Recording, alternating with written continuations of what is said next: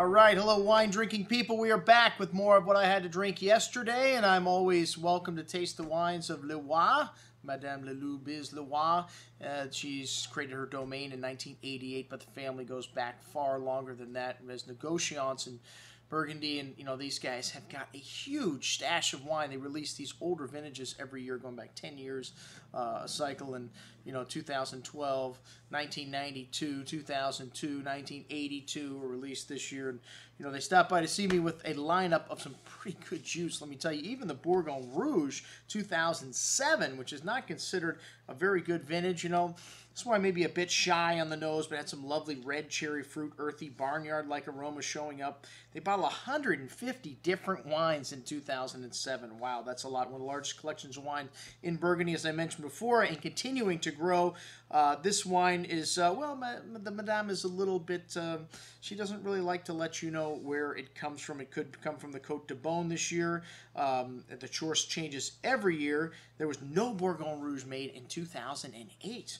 Kind of interesting. Very fresh style, a nice amount of that red cherry fruit showing through on the palate with some fine tannins, nice freshness, a little bit of that earthy barnyardiness showing up on the finish. Very good juice for a Bourgogne Rouge. And hey, at 43 bucks, man, we expect it should be very good. The 1999 Bourgogne Rouge also tasted. This wine, a much better vintage. 1999 still has lovely structure to it. The wine's still relatively young. The top-level stuff still got decades to go. This wine's got a fine amount of fresh earth, the kind of mushroomy-like aroma. Here's some exotic spice and red plum fruit. Lovely focus on the earthy aromas in this wine, showing a bit of age and the fruit level in this. And tannin still firm, though, like I mentioned. This 99 vintage built for the long haul. Has great freshness for a Bourgogne Rouge still. Fruit coming most likely from the south side of the Côte de Beaune, Savigny-le-Bon village. Rumor has it there's a bit of Côte de Nuit, Nuit Saint-Georges in there, rather. And like I said, she likes to keep the these little secrets very close to the vest, so we don't know exactly. But very good stuff at Bourgogne Rouge at $40, $55. Then next up, a little fixin', which for 112 bucks, man, I don't care how good the fixin' is. That is steep for fixin'. A very meaty bouquet with fresh herbs, spice, little black cherry, black raspberry fruit, some gravelly, minerally notes on the palate here, some high-toned black raspberry fruit, meaty, gamey notes. Still has a nice structure here. Of course, very young. This 2008, an excellent bottle of fixin', though. With that said, Nuit Saint-Georges 07 up next. Somewhat reserved nose on these 07s here.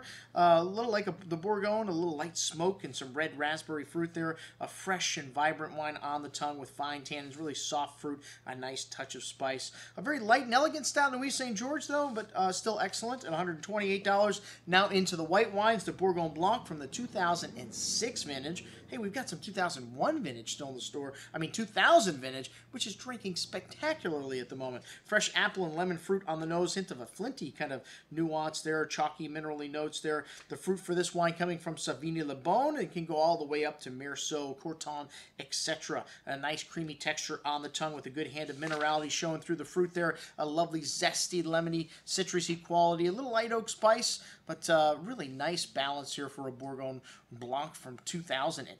Really good stuff.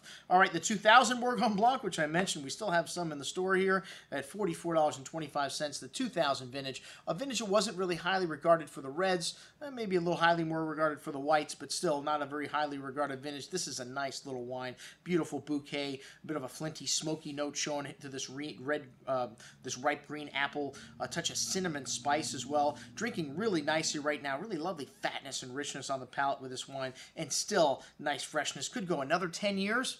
I don't know, but still excellent juice. All right, the Leroy Montagne Premier Cru.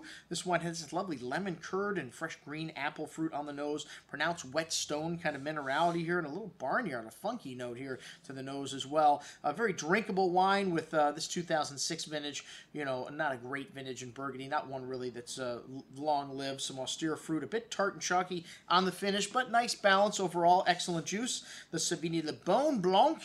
This is a good amount of that green apple fruit, light toasted oak spice, a little Corton-like on the nose, that anise and chalk-like mineral nuance there showing.